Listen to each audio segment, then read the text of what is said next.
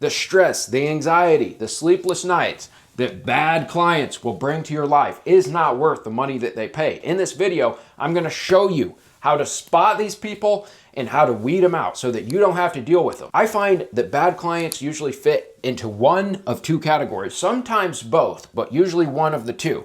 They have a brain chemistry problem or they have a values problem. When I say the word problem, I don't mean it as in there's something wrong with them necessarily. Although some of these things I'm gonna get into, there is something wrong with them. It just means it's gonna be a problem for you as the contractor. The first thing is high-strung temperaments, all right? I want you to think of a Chihuahua. The Chihuahuas I've been around, you like look at them or you like bark or something at them and they go crazy and then they just like pee on the floor, all right? They are very easily stressed out, and I'm gonna tell you, if you're dealing with a person with a high-strung temperament, it just comes from the personality. They can't help it. They will stress you out. Doesn't mean don't work with them, but if they're stressed out, they're then going to stress you out. I worked with a guy who was a bit high-strung, and we had a problem on his floor, ended up having to resand again. The next thing you know, he's freaking out, calling me, telling him that I've ruined his floor and that I owe him 100 grand, you know? That was not pleasant, but he was just a high-strung temperament. Ended up being a good dude, and we're on good terms and did another job for him later. The next thing I really want to talk about, I have it listed here as occupation because that's how you're going to spot it better, but it's not really occupation. It's just their brain focuses on problems. It's really good at finding problems, and it's really good at focusing on them after it does find them, and it will not stop focusing until the problem is resolved, all right? We just dealt with a lady like this, you know, she had inspected the floor, hands and knees, which if you do that to a floor, you're always gonna find problems. And then she had thought about it all weekend long and she was upset. She just has a brain that focuses on problems. She can't help it, all right? It doesn't mean we're not gonna work with her, but be aware of this. It is gonna make your life harder, all right? And then finally, I got medical diagnosis.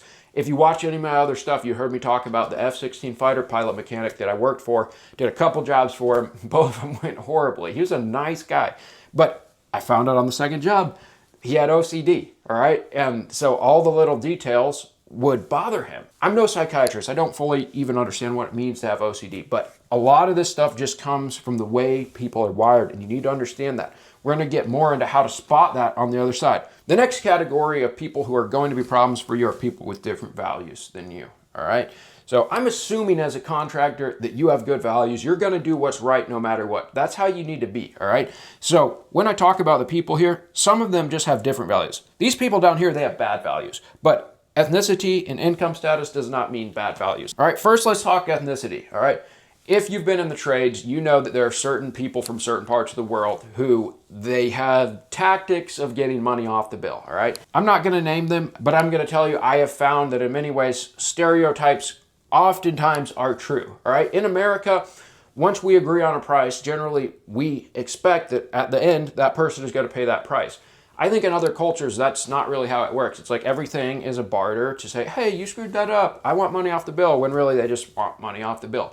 All right, I've dealt with this a fair amount. I know what it's like. A category of people I feel a little bit more comfortable talking about because we have the same skin color is some of your Europeans, all right? For example, Germans are exceptionally detailed people, all right? If you're working for a German, just know they are going to want a precise job. I want you to think of all of the precision engineering companies. That's really what they are. Porsche, BMW. That's enough on that. Let's move on to income status. If you end up working for people without a lot of money, people who are poor, you're gonna come across a different set of problems. Now, a lot of these people are really nice, but I'm gonna tell you right now that if I have $10,000 in my bank account and I spend 80% of it to hire you as a contractor, I just spent like 80% of my net worth, right? What are the expectations I have for losing 80% of my net worth? They're pretty high. Whereas if I, you know, let's say I have $1 million and I spend 8,000, well, that was less than 1%, all right? That's the frame of mind that I need you to see when you're working with people that don't have a lot of money.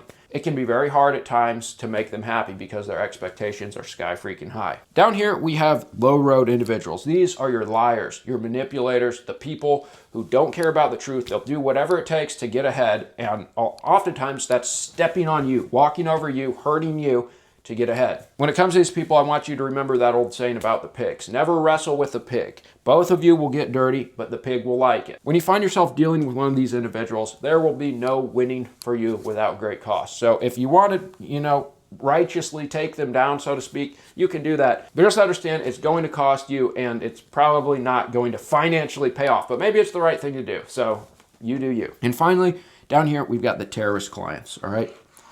I want you to think about a terrorist. A terrorist is somebody who is going to destroy themselves to destroy you, all right? And the terrorist clients that I've dealt with are not the people in this low road category. These people in the low road, they will bail out of a plane that's going down when it starts to really hurt them, or it looks like something really bad is going to happen to them. A terrorist client does not mean that that's a bad person. What it means is that they are going to go down, taking you down no matter what, all right? I dealt with one lady who I would certainly put in this category. I would say she was a good lady, a nice lady, some might even say, all right? But she felt she had been wronged by us. We had done a job for her, and it was probably like an 8 out of 10 at the end, all right? It was pretty good work, but it wasn't our absolute best. She felt truly wronged that it wasn't our best, and she got a lawyer involved, and it became quite the ordeal, all right? She did not care what it cost her, all right? She felt she was right, and she was going to go down with that plane, even if it cost her way more money than she ever paid me. When you're dealing with a terrorist client, you got to get away from them. Now that we've broken down the two types, I will tell you, you can get a real humdinger of a client when these things start to mix. For example, if you get somebody who has a high-strung personality and is also low income, or you get somebody of a different ethnicity that has different values, and they're also, very detail-oriented, they're problem-focused, all right? These have been some of my worst clients that fit both of these descriptions. A lot of times, any of these on their own is not a reason why I can't work with someone, except for this one. Never work with these people. If somebody's a liar or manipulator, and I'm going to tell you, the people who fit into this low road category for me, I'm going to call them out. I have no problem with it, have all been builders or real estate flippers. All right, be wary of some of those individuals. We've covered who they are. Now let's talk about how can we really avoid them, all right? First off, every person you go out to their house, it needs to start with a phone call, all right? They may fill out a form, they may text you, whatever. You need to talk to them on the phone, all right? I've got questions here.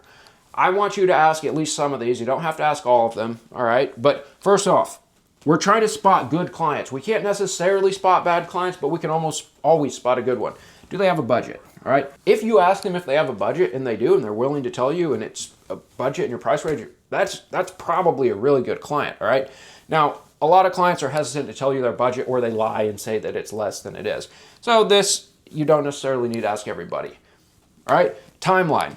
If they want it done in the next whatever, couple weeks or couple months, then they're very serious about getting it done. If they don't have a timeline, they're really in the discovery phase and they're not that serious yet. They probably have no idea how much it even costs, all right? And then experience. Like, have you ever had this type of work done before? If you ask them that, that's going to tell you so much, all right? If they have had the work done before, they know about what it costs and all of the ins and outs of it. Now, they still might be cheap. It's not going to necessarily get you out of that, but it definitely increases the odds that they're very serious about hiring you.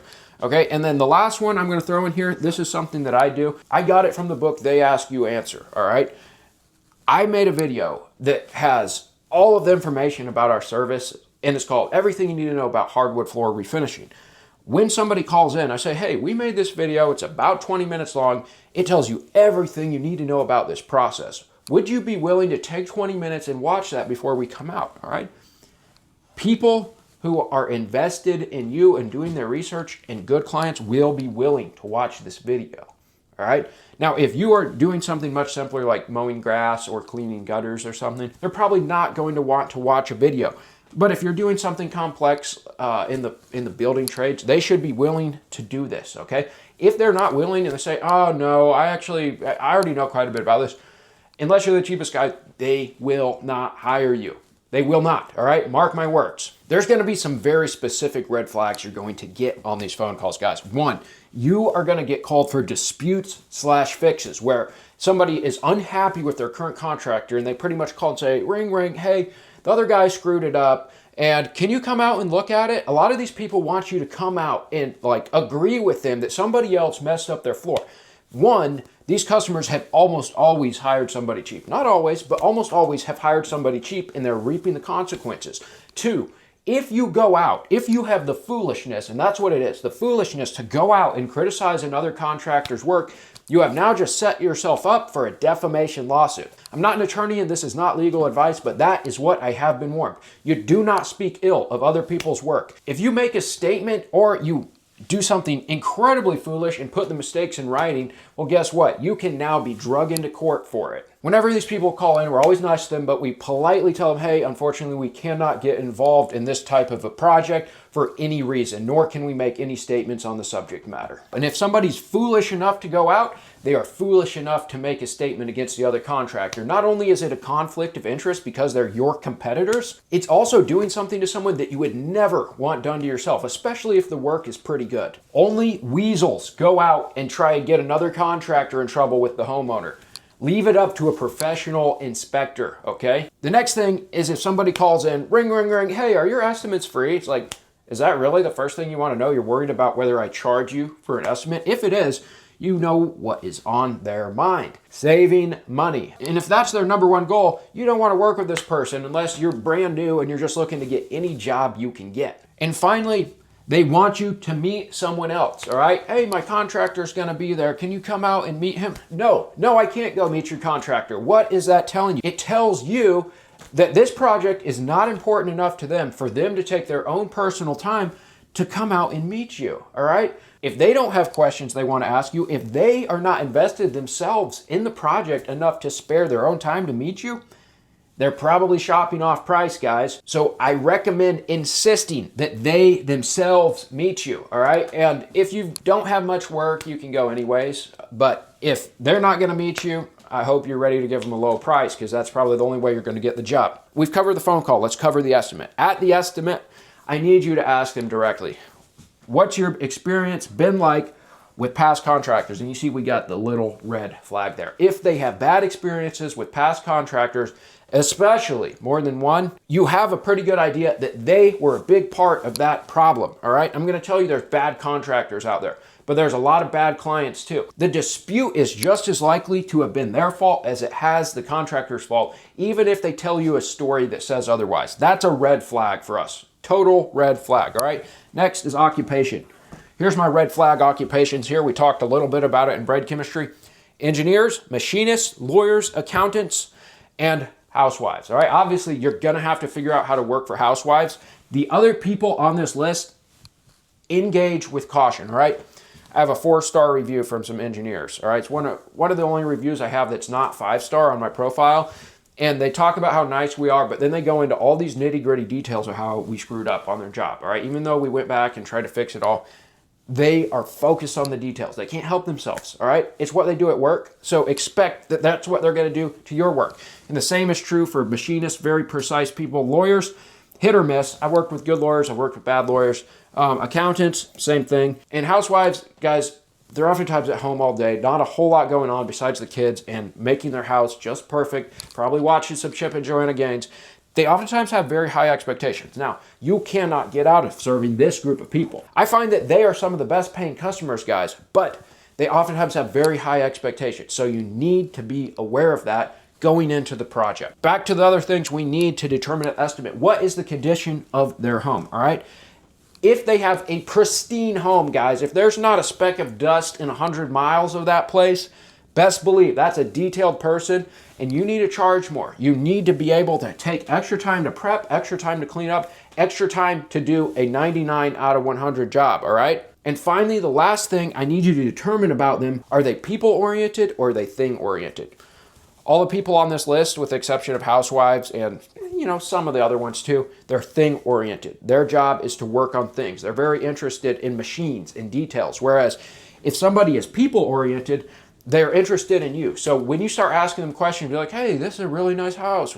What do you do for a living? You're finding out about the occupation.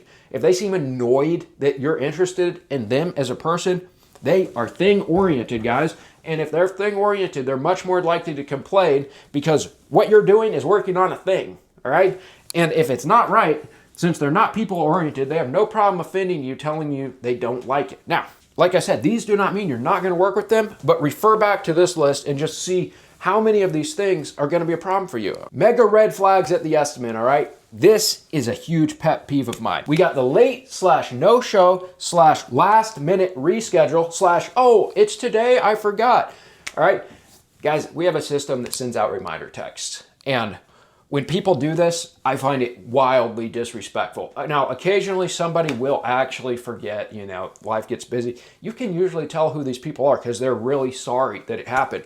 But most of these people, they just didn't care. They said, I don't value you as a person, so therefore I'm going to disrespect your time by either not showing up really late, or I'm going to last minute reschedule it because I didn't plan well enough, all right? A little bit late's not that big of a deal. These other ones, I take these as major disrespect. And I think that this is grounds to say, I will not give you another free estimate, all right? The next estimate is going to cost you $250, all right? The people who do this to our company, they never hire us if we go back for a second estimate, and they're not going to hire you either. The next red flag is they've lined up other contractors to be there. Now, if this is one of your competitors and they've lined up contractors to look at the exact same project as you at the same time, I'd get in the truck and just get out of there. Don't go in there. They don't respect you. That's an insult. Just leave, all right? If they've lined up other contractors to be there from different trades, I still am not a big fan of this. It's not a direct disrespect. It's more of like, we don't respect your time because you can't talk to them like you want to. You can't communicate how you need to communicate.